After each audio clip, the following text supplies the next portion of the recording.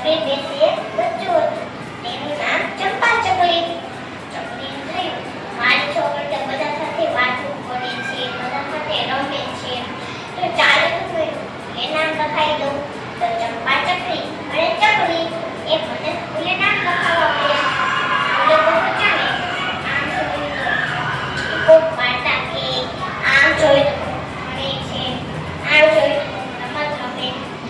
તો પછી ચકલી અને ચંપા ચકલી એ બંને સાહેબ પાસે ગયા. સાહેબ પણ બહુ જ સારા હતા. સાહેબે પણ નામ લખી આપ્યું. બીજા દિવસે ચંપા ચકલી સરસ તૈયાર થઈ અને સ્કૂલે ગઈ.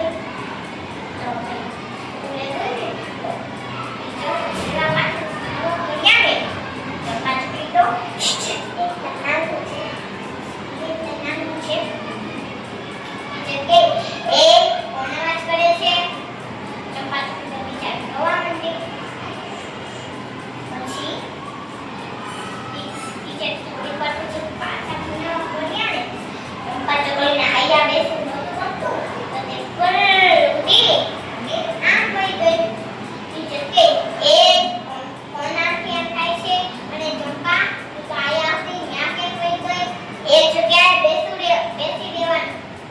ચંપા ચકલી બહુ જ નારાજ થઈ ગઈ અને રડવા લાગી. અને જેવી રજા પડી ને ચંપા ચકલી ઉડી અને તેના મમ્મીના ખોળામાં બેસી ગઈ. પણ ચંપા ચકલીએ તેના મમ્મીને કાંઈ જ વાત ના કરી. બીજા દિવસે ચંપા ચકલીના મમ્મીએ ચંપાને ઉઠાડી. ચંપા બેટા, એ ચંપા બેટા જાગો. ચંપા કહે મમ્મી મારાને ભૂલે નથી જાગો, બહુ પેટમાં દુખે છે. ચંપાની મમ્મી કહે સારું લે આરામ કર. તો ચંપાના મમ્મી જેવા કામ કરવા લાગ્યા ને ચંપા ચકલી ઉડી અને રમવા વહી ગઈ. ચંપાના મમ્મીએ કહ્યું જોયું ચંપા નહીં. ચંપાના મમ્મી ચંપાને શોધવા લાગ્યા. ચંપા એકા પર બે તમારા ઘરે મારી ચંપા આવી છે? કાગડા ભાઈ તમારા ઘરે મારી ચંપા આવી છે? કાગડા ભાઈ કહે હા હા આવી છે, હમણાં જ હું તેને મોકલું. તો ચંપા તેની ઘરે આવી. ચંપાનો મમ્મી કહે કેમ તને તો પેટમાં દુખતું હતું ને? ચંપા કહે છે ને મને છે ને હાથ પેટમાં દુખતું છે ને પછી મને છે ને એને સારું થઈ ગયું ને છે ને રમવા ગઈ. ચંપાના મમ્મી કહે સારું લે. પછી બીજા દિવસે ચંપાના મમ્મીએ પાછી ચંપાને જગાડી. ચંપા બેટા, એ ચંપા બેટા જાગો, સ્કૂલે જવાનું છે.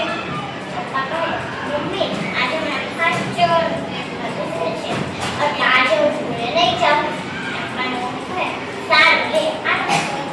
ચંપાના મમ્મી જેવા ગામે લાગ્યા ને ચંપા ઉડી અને રમવા વહી ગઈ. ચંપાના મમ્મીએ જોયું તો ચંપા નહીં. ચંપાના મમ્મીને થયું મારી દીકરીને દરરોજ સ્કૂલે જવાના ટાઈમે જ તે પેટમાં દુખે છે. તો પછી ચંપાના મમ્મી તો કઈ ડોક્ટર કુકડાભાઈ પાસે ગયા.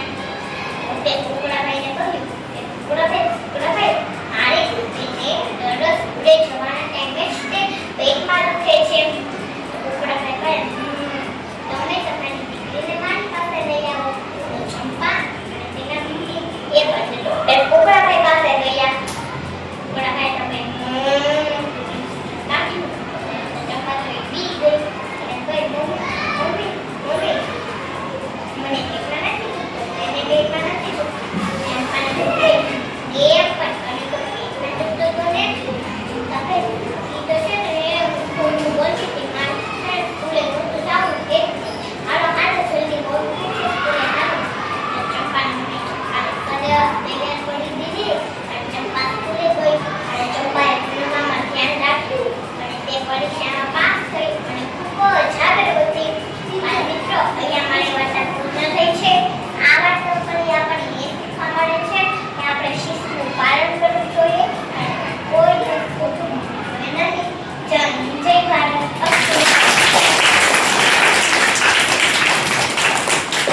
સરસ, બહુ સરસ, ખૂબ સરસ.